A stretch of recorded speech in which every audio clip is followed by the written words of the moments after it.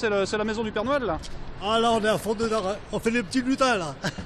Après une longue enquête, nous sommes en mesure de vous le révéler ce soir. L'un des entrepôts secrets du Père Noël se cache ici, quelque part entre Lyon et Grenoble.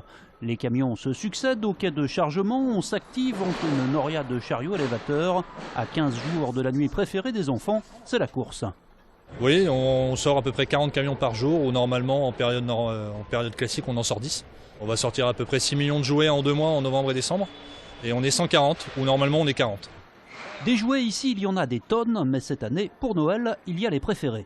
On a par exemple ici le Lego Star Wars qui est une grosse sortie en fin d'année. Et puis côté plutôt filles, on a la Reine des Neiges. La Reine des Neiges qui continue à une grosse star aussi cette année.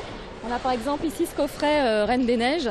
On a des grands classiques au niveau des jeux de société qui sortent bien également, avec des jeux de société comme le Chronobomb, comme le Docteur Maboul, comme là vous avez par exemple un Docteur Maboul qui est prêt à partir chez les clients.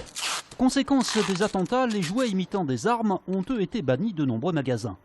On n'a pas dans notre assortiment d'armes trop réalistes. On a vraiment des pistolets à fléchettes, des nerfs, donc qui sont vraiment des pistolets, si on peut dire, avec de la couleur, avec des petites fléchettes en mousse. Enfin, il n'y a aucune méprise possible pour les forces de police. Quant à l'effet des attentats sur le volume des commandes, ici, il ne s'est pas fait sentir.